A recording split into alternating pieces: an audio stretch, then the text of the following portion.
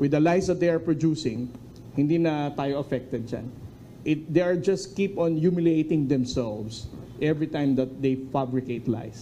Sa aerial video na ito mula sa Philippine Coast Guard, makikita ang mga barko ng China nitong Webes na naglalatag ng floating barrier sa bukana ng Bajo de Masinloc o Panatag Shoal na nasa kanluran ng Zambales sa West Philippine Sea. Naglalatag na sila ng barrier. Kasabayan na resupply mission ng barkong BRP na tutamplot ng Bureau of Fisheries and Aquatic Resources o BFAR.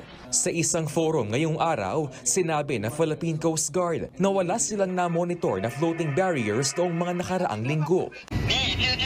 Nagpalitan pa ng radio challenge ang Chinese Navy at eroplano ng BFAR habang isinasagawa ang resupply mission sa Panatag Shoal na bahagi ng ating exclusive economic zone. Philippine aircraft, this is Chinese Naval warship calling. You have approached the air adjacent to China Toya Island. To avoid miscalculation, please alter your course. Sinagot yan ng BFAR.